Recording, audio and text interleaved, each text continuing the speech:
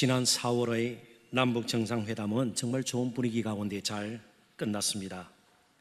그러나 6월 12일에 열리기로 예정되어 있는 북미 정상회담은 여러 가지 면에서 진통을 겪을 것으로 보입니다. 생각지도 못했던 중국 변수가 생겼기 때문입니다. 실제로 코트라 대한무역투자진흥공사를 일컫는 말이죠.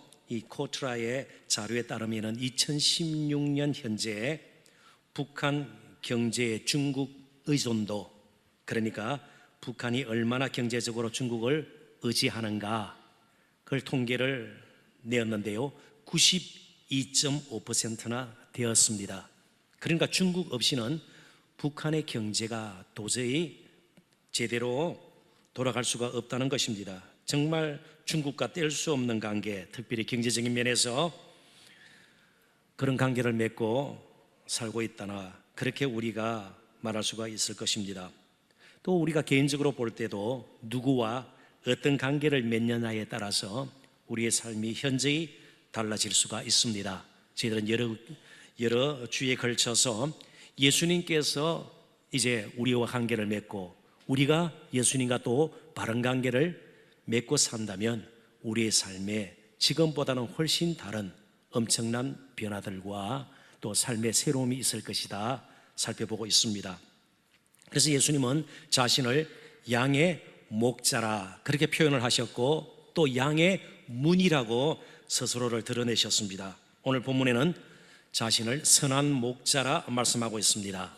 이 선한 목자 되신 예수님과, 그렇다면 과연 하루하루를 살아가고 있는 우리의 삶과는 어떤 관계가 있는지, 그리고 우리 교회는 선한 목자 되신 예수님과 어떤 관계에 있는지 좀 더 살펴보기를 원합니다. 예수님께서는 자신을 선한 목자로 말씀하실 때에 삭군과 대조하여 비유로 든 것입니다. 그러니까 이렇게 삼각구도로 생각을 하시면 좋겠습니다. 양이 있고 삭군이 있고 선한 목자가 있는 겁니다. 그러니까 각기 양에 대해서 삭군이 보여주는 모습과 선한 목자가 보여주는 모습이 다르다는 것이죠. 그런데 일단 그렇게 우리가 또 생각을 할 수가 있습니다. 예수님께서는 예수님의 행적을 잘 가르쳐주는 복음서를 보더라도 양을 치고 먹이고 목자로서의 역할을 하신 것 같지는 않습니다.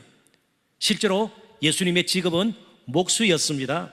그럼에도 불구하고 선한 목자라 자신을 이렇게 지칭하는 이유는 분명히 있을 것이라 우리가 생각이 되는 것이죠. 그런 의미에서 선한 목자는 비유입니다. 예수님께서 실제로 양을 치면서 하셨다는 말씀은 아니라는 것이죠. 그래서 이 비유를 우리가 몇 가지 주제를 가지고 좀 더 깊이 살펴보면서 우리의 삶도 한번 들여다보는 시간을 가지고자 합니다. 첫 번째 주제는 거룩한 소명입니다. 예수님께서 선한 목자로 이 땅에 오신 것은 거룩한 소명을 가지고 이 땅에 왔다는 것을 의미하는 말씀이기도 합니다. 11절을 읽어봅니다. 나는 선한 목자라. 선한 목자는 양들을 위하여 목숨을 버리거니와. 예수님께서 나는 선한 목자라고 말씀하고 있습니다. 14절도 봅니다. 나는 선한 목자라. 나는 내 양을 알고 양도 나를 아는 것이. 양과의 관계를 이제 예수님께서 서로 안다는 표현을 하시면서 말씀하고 있지 않습니까? 그런 가운데에 정말 서로 알게 되는 가장 중요한 근거가 되는 것이 예수님이 선한 목자 되시기 때문이다. 그렇게 14절이 우리에게 가르쳐 줍니다. 예수님은 양들의 목자이십니다. 그런데 평범하게 양을 치는 목자가 아니라 선한 목자라고 그렇게 말씀을 하고 있습니다. 그렇다면 왜 예수님께서 선하다는 표현을 쓰셨을까? 우리가 그것에 좀 주목할 필요가 있습니다. 여기 선한 이렇게 번역이 되어 있는 헬라어 원래 단어는 칼로스입니다. 칼로스. 이 단어를 쓰고 있는데 이 칼로스라는 단어는 단순히 성격을 표현하는 말이 아닙니다. 예를 들면 선한 목자다 그랬으니까 아주 마음씨 좋은 이웃 아저씨 같은 목자이시다, 아주 착한 유순한 온선한 목자이다, 그렇게 했으면 좋겠는데 예수님께서 그 정도로 말씀하신 것 같지는 않습니다. 실제로 이 칼로스라는 단어가 성경에도 혹은 또 성경에 나오지 않더라도 여러 가지로 번역이 가능한 단어입니다. 적절한 이렇게도 번역이 가능해요. 자, 적절한 영어로는 흔히 fitting, fitting이라는 말을 쓰는데 이 fitting이라는 말 어디서 볼 수 있을까요? 옷을 파는 매장에 가면 좋은 옷을 골랐습니다. 그런데 아주 색깔도 좋고요, 패브릭, 아주 질도 좋아요, 옷감도 아주 좋아요. 그런데 몸에 맞아야 되겠죠. 그래서 한번 입어보십시오. 그래서 그 옷을 입을 수 있도록 준비된 방을 뭐라고 그래요? 피팅 룸이라 그럽니다. 들어가서 적절한지 알맞은지 한번 보라는 것이죠. 이 정도로 조금 의미를 새기시면 좋겠습니다. 그리고 참다운, 올바른, 매력적인, 아름다운, 이렇게도 번역이 가능한 단어가 칼로스입니다. 자, 그렇다면 조금씩 좁혀가기를 원해요. 창세기 1장에 하나님께서 우주 만물을 지으시고요, 청지를 창조하시고 그 다음에 보시기에 심히 좋았더라는 단어를 우리는 좀 떠올리게 됩니다. 거기 사용된 단어가 터웁이라는 히브리 단어예요. 그런데 구약 성경은 히브리어로 다 기록이 되어 있습니다. 물론 아람어가 좀 섞여 있기도 합니다. 그런데 히브리어를 모르는 유대인들이 또 생겨난 것입니다. 그래서 그들의 이해를 돕도록 히브리어로 된 구약 성경을 헬라어로 바꾼 성경을, 그 번역서를 우리는 septuagint 70인역이라 그럽니다. 이거 다 잊어버려도 괜찮습니다. 그런데 그 토업이라는, 보시기에 좋았더라, 그 단어를 헬라어로 번역을 할 때에 칼로스라는 단어를 쓴 것입니다. 그러니까 단순히 그냥 아름답고 올바르고 피팅, 적절한, 맞는 이 정도가 아니고요, 이 칼로스라는 단어는 또 다른 의미를 지니고 있습니다. 더 깊은 의미를 지니고 있습니다. 자, 하나님께서 우주 만물을, 천지를 지으시고 보시기에 좋았더라. 그러니까 그냥 동요에서 나오는 것처럼, 밤하늘의 별이 반짝반짝 보고 아름답더라, 그냥 반달을 보고 동요를 부르고, 이 정도 의미가 아닙니다. 예수님께서 선한 목자로 이 땅에 오신 것은 전 우주적인 사건이에요. 전 우주적인 사건이에요. 그런데 보시기 좋았더라가 되려면 누구의 말씀대로 지어져야 되나요? 하나님께서 이르시되 단순히 사람도 마찬가지예요. 아름답다, 좋은 옷을 입고 명품을 걸치고요, 아주 좋은 차를 타고요, 좋은 집에 살다고 그 사람이 아름다운가? 그렇지 않아요. 못난 사람들 요즘에도 굉장히 많죠. 갑질하는 사람들. 비싼 옷 안 입었겠어요? 동대문 시장에서 구입한 옷을 입었을까요? 물론 동대문 시장에도 좋은 옷들은 많습니다. 그죠? 그렇지만 명품, 브랜드 때문에 그런 것 아니겠어요? 하나님 말씀대로 하나님께서 이르시되 바이오메라 엘켐, 하나님께서 말씀하신 대로 지어지니까, 하나님 말씀하신 대로 창조가 이루어지니까 보시기에 심히 좋았더라. 그런 의미에서 적절한, 선한, 그런 뜻이에요. 그 말은 예수님께서 이제 저와 여러분을 위해서, 양들을 위해서 목숨을 내어놓으신 것처럼 십자가에서 죽으신 것은요, 단순히 무슨 영웅심 때문에 그런 것도 아니고요, 예수님이 박애주의자이기 때문에 그런 것이 아니에요.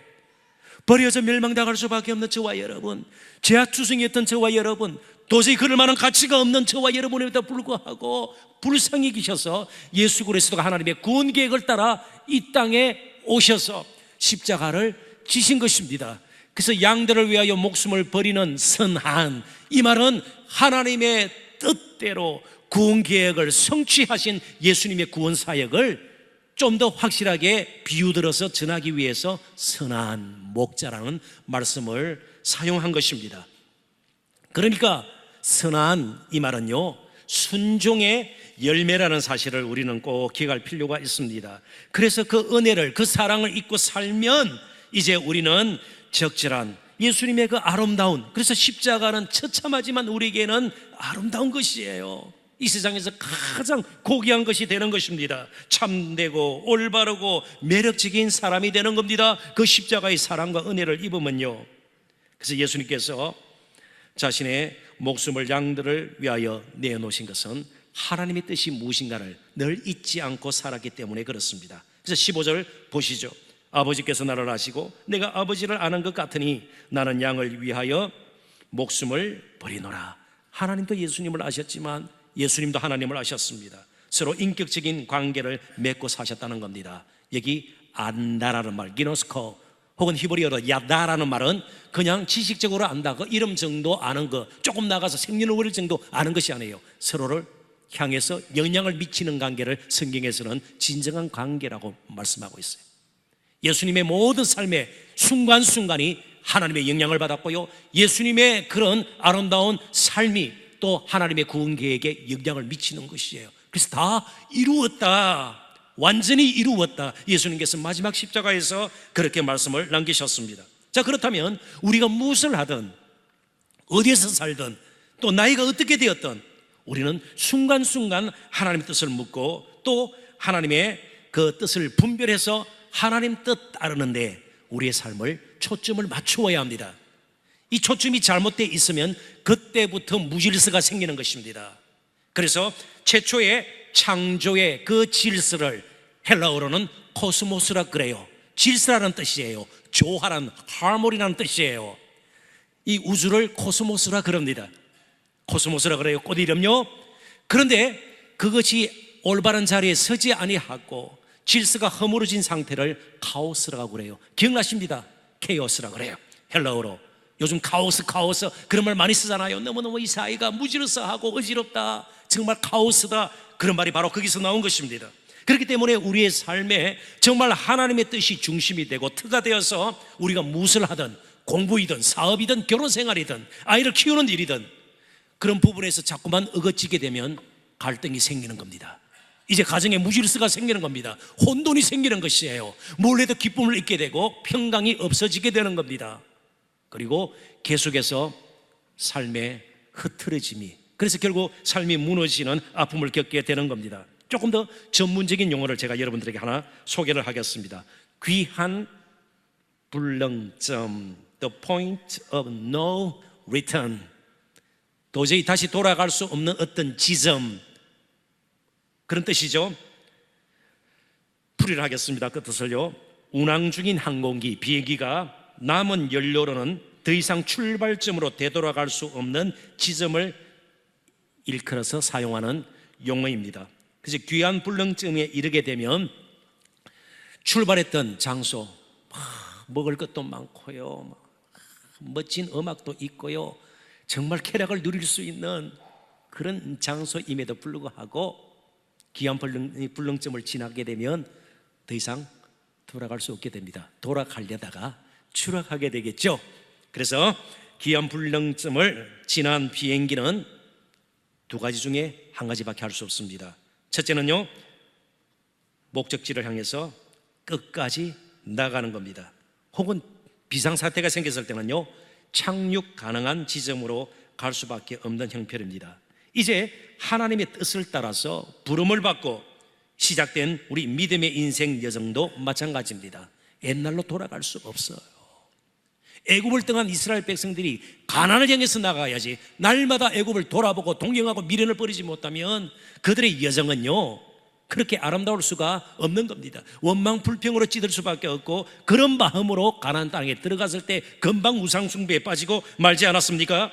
이제 저와 여러분들도 하나님께서 나에게 주신 소명이 무엇인가, 표대를 향해서 나가야 합니다. 괜히 뒤를 돌아보면서 과거의 노예가 될 필요가 없습니다. 과거로부터 우리가 어떤 교훈을 얻을 수가 있습니다. 그러나 과거를 끌어다가 현재에 살려고 해서는 안 된다는 것이에요. 그래서 비록 과거에 좀 아픈 상처가 있고 쓰라림 실패의 경험이 있다 할지라도 너무 우리 자신의 현재의 삶을 발목 잡도록 스스로를 내버려둬서는 안 됩니다. 순간순간 하나님의 뜻을 분별해서 하나님께서 주신 소명의 길을 걸어야 합니다. 하나님의 뜻을 묻는 것이 이제는 우리의 일상이 될 필요가 있는 것입니다.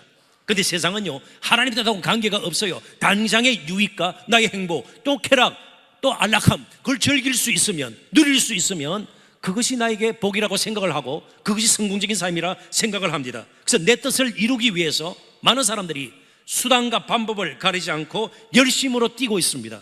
그래서 세상적으로 볼 때 성공했다 그럴 수 있어요. 많은 재벌 기업들을 보십시오.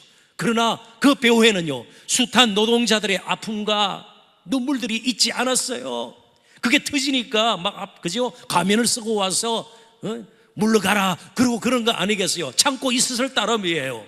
그런데 세상적으로 볼 때는요, 야, 성공한 기업이 일이라 그런단 말이죠. 내 뜻 이루기보다 이제 그리스도인 된 저와 여러분, 더 중요한 것은 하나님의 뜻 묻기예요.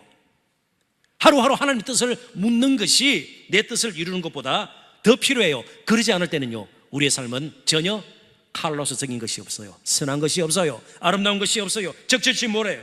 올바르지 못해요. 불의가 생겨요. 그럼 결국 겉으로 보기에는 괜찮지만 형편없는 인생이 되고 마는 겁니다. 하나님의 뜻을 우리는 물어볼 수 있어야 합니다. 한 인물을 우리는 성경에서 발견하게 됩니다. 그는 하나님의 뜻에 따라 자신을 드렸던 사람입니다. 그는 왕자였습니다. 이스라엘의 첫 번째 왕이었던 사울 왕의 아들이었습니다. 그러니까 그냥 그 당시 고대 사회의 전통이나 관습이나 무술 보더라도 가장 그는 왕이 될 수 있는 기회가 많은 사람이었습니다. 그 이름은 요나단이에요. 요나단이에요. 그런데 아버지 사울은요, 자꾸만 다윗을 미워하고요, 자기의 경쟁자로 생각하고 그렇게 죽이려고 쫓아다녔습니다. 근데 요나단은요, 사실은 아버지보다 더 해야죠. 왜요? 다윗이 왕 될 가능성이 있으니까. 백성들의 마음이 다윗에게 점점 기울어지니까요. 그럼 나는 뭐냐? 아버지를 도와서 사실은 다윗을 제거하는 데 앞장서야 될 사람이 요나단이었습니다. 그러나 요나단은 알았습니다. 자신이 아니고 하나님의 마음에 합한 자로 하나님께서 다윗을, 이스라엘 왕국을 제대로 세우기 위해서 왕으로 뽑았다는 사실을 알고 오히려 사울 임금, 자기 아버지로부터 다윗이 위험에 처할 때마다 생명을 걸고 그를 구해내었습니다. 그리고 전쟁터에 나가서 그는 아무런 영광 누리지 못하고 전사를 하고 맙니다. 하나님의 뜻을 따라 사는 것이 무엇인지 우리에게 정말 교훈을 남기는 요나단의 일생이라고 생각이 됩니다. 예수님께서 그렇게 사셨습니다. 세상 영광을 구하면서 자신의 이름을 높이고 단순히 세상 안락과 쾌락을 위해서 그분은 시간을 들이지 않았습니다. 정말 하나님을 알고 그 뜻을 분별하고 또 하나님께 주신 소명을 따라서 그분은 사셨습니다. 이게 우리의 마땅히 걸어야 할 길이고 살아야 할 삶의 모습임을 잊지 않았으면 좋겠습니다. 두 번째 주제입니다. 진정한 관심이 뭔가. 우리가 다 열심으로 살기를 원해요. 시간을 정말 적절하게 보내기를 원해요. 그렇지만 마음 중심의 진정한 관심은 뭘까? 이거는 자기 자신만이 아는 문제니까 스스로에게 질문을 한번 던져보십시오. 본문 11절부터 13절 제가 다시 한번 읽어봅니다. 나는 선한 목자라. 선한 목자는 양들을 위하여 목숨을 버리거니와 삭구는 목자가 아니요 양도 제 양이 아니라 이리가 오는 것을 보면 양을 버리고 달아나니 이리가 양을 물어가고 또 해치느니라. 달아나는 것은 그가 삭군인 까닭에 양을 돌보지 아니함이나. 목자는 양을 먹여야 합니다. 푸른 초장으로 날마다 양들을 이끌고 가서 먹여야 합니다. 그리고 또 시냇가로 혹은 흐르는 강물, 와디, 샘 같은 데에 양들을 끌고 가서 이제 목 죽이게 해야 합니다. 그런데 그 일로 끝나는 것이 아니에요. 양을 보호하는 일도 목자에게는 빼놓을 수 없는 일이 되는 것입니다. 이리와 같은 사나운 짐승들이 양을 해치려고 언제나 노리고 있기 때문에 그렇습니다. 그래서 어떤 면에서 양들을 먹이고 그리고 물가로 데려가는 것은 상대적으로 쉬운 일입니다. 위험 부담이 적은 일입니다. 그러나 이리가 다가올 때에 이야기는 달라집니다. 이리가 다가오면 이야기가 달랐어요. 그러니까 이리로 통해서 다가오는 이리가 정말 우리에게 어떤 신앙을 가지고 있는가를 가늠할 수 있는 그런 가늠자가 될 수가 있어요. 그래서 시험이 올 때에, 시련이 올 때에 과연 나는 어떤 모습으로 계속 살아가고 있는가, 그것이 내가 어떤 신앙의 소유자인가를 보여줄 수 있다, 그런 뜻이죠. 이리 가다 보면 이야기는 달라집니다. 삭군 목자와 선한 목자의 차이가 분명히 드러나게 되고 그들의 진정한 관심이 무엇인지도 알 수 있게 됩니다. 이리 가다 보면 삭군의 관심은 양이 아니라 삭시입니다. 돈 받은 만큼만 일하는 것이 이제 드러나는 겁니다. 양을 위해서 전혀 희생을 할 마음이 없었던 것이 드러나게 되는 것이죠. 반면에 선한 목자는요, 진정한 관심이 양이고 자신의 몸이 아닙니다. 삭구는 자신의 안전이 관심이고요, 양들의 안전에는 관심이 없습니다. 그러나 선한 목자는요, 양들의 안전에 관심을 두고 자신의 안전은 그 다음 문제가 되는 겁니다. 그러므로 사꾼은요, 절대로 목숨을 버릴 수가 없습니다. 이유는 간단합니다. 왜냐하면 자신이 살기 위해서 이리가 다가오면 도망치기 때문에 그렇습니다. 달아나 버리기 때문에 그렇습니다. 양을 포기하기 때문에 그렇습니다. 그런데 상식적으로 이제 질문을 한번 드려보겠습니다. 그럼에도 불구하고 목자가 사는 것이 나아요, 양 한 마리가 희생당하는 것이 나아요? 만약 여러분들께서 양을 치신다면 한번 합리적으로 생각해 보십시오. 상식적으로 생각해 보십시오. 양들은 여러 마리가 있어요. 나중에 또 양고기 꼬지도 해 먹을 수 있는 것이고요. 자, 한번 생각해 보십시오. 목자가 희생을 당해야 됩니까? 양을 포기해야 됩니까? 오늘 세상을 살아가는 사람들 어떤 걸 선택할까요? 너무 대답은 분명하지 않습니까? 그렇다면 질문을 이렇게 한번 바꿔보십시다. 때로는 말 못하는 양들보다도 더 흉악한 생각을 가지고 있고, 정말 하나님 보시기에 부끄러운 하루하루를 살아가는, 정말 목숨을 바쳐서 구할 만한 그런 가치도 없는 저와 여러분을 위해서 예수님께서 왜 십자가에서 그 끔찍한 죽음을 당하셔야 했단 말이죠. 그 질문에 우리가 답을 해보아야 합니다. 예수님은 우리를 버리지 아니하시고 그럴 가치가 없어 보이는 우리를 위해서 자신의 목숨을 십자가에서 버리셨습니다. 이유는 단 한 가지입니다. 그 이유를 이제는 아셔야 돼요. 이유가 무엇일까요? 양들을 사랑하기 때문에. 사랑하는 마음이 있으면 다른 것이 잘 보이잖아요. 그래서 하나님은 사랑이시다. 이 말은요, 하나님은 우리를 사랑하셔서 사랑 밖에서는 무엇을 할 줄 모르는 굉장히 어리석은 분 같은 분이다. 자, 조금 달리 표현합니다. 어떤 사람을 보면 이상한 행동을 하고요, 만날 때마다 이상한 말을 해요. 그런데 그분을 처음 만난 사람은 굉장히 당황하죠. 처음 만났는데 막 이상한 말을 하는 거예요. 속을 뒤집어 놓는 말을 하고요. 세상에 어떻게 저런 속으로는 그렇게 해요. 근데 옆에 있는 친구가 이야기하죠. 원래 저 사람 그런 사람이야. 그림이 그리십니까? 하나님은 사랑이시다. 철학적인 개념이 아니에요. 하나님은 사랑밖에 할 줄 모르는 그런 분이시다예요. 예수 그리스도는 십자가 지시기까지 저와 여러분을 사랑하시는 그런 분이세요. 세상적으로 보면 어리석고 미련한 분이세요. 그래서 사랑의 조건이 붙지 않는 이유는요, 바로 예수님께서 그런 사랑으로 우리에게 다가오셨기 때문에 그렇습니다.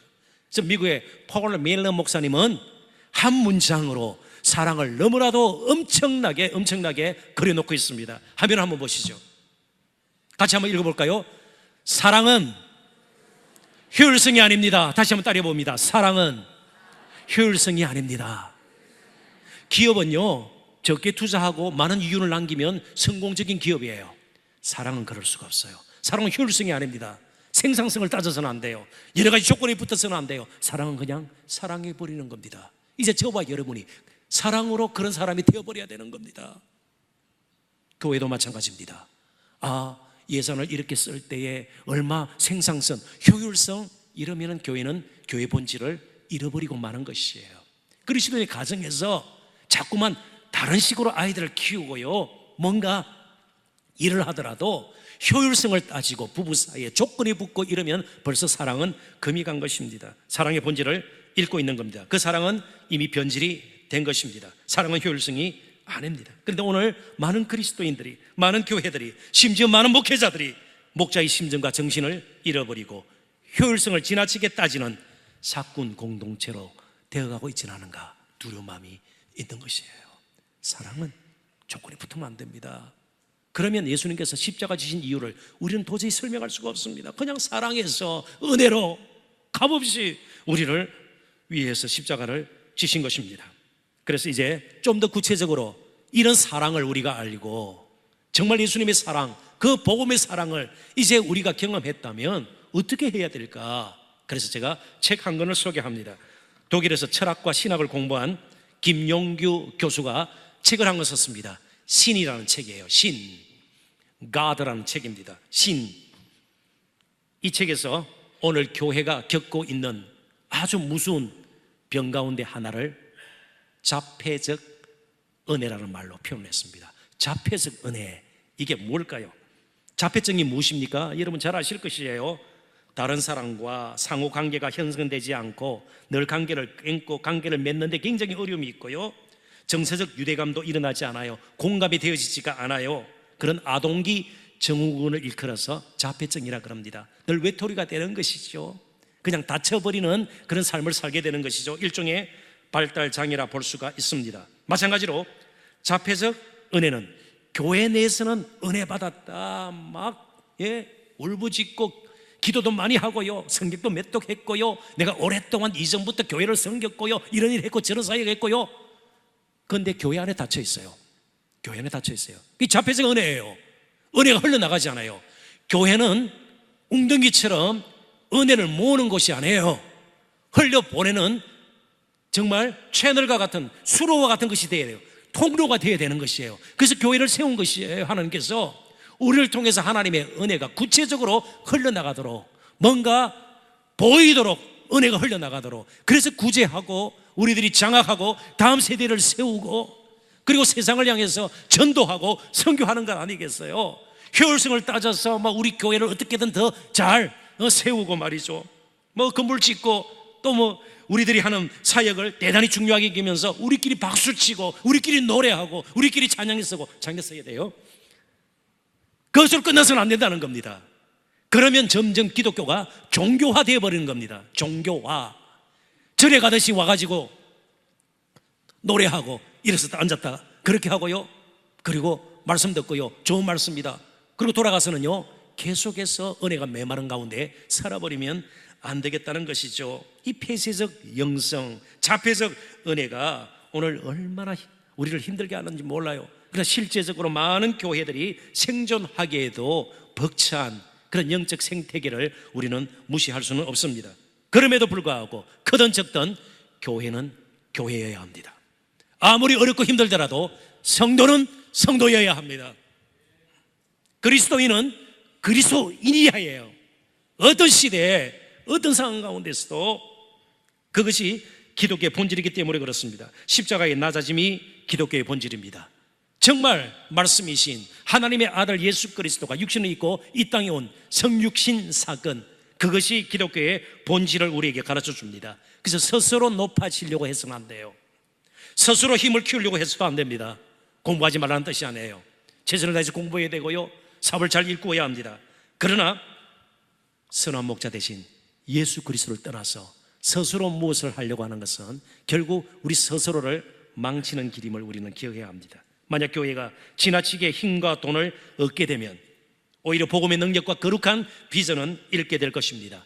종교화되어버린 교회, 우리의 신앙이 화석화되어버린 교회, 골동품처럼 되어버린 교회, 그 교회를 통해서 하나님은 더 이상 일하실 수가 없습니다. 그래서 교회사가 우리에게 분명하게 경고하고 있어요.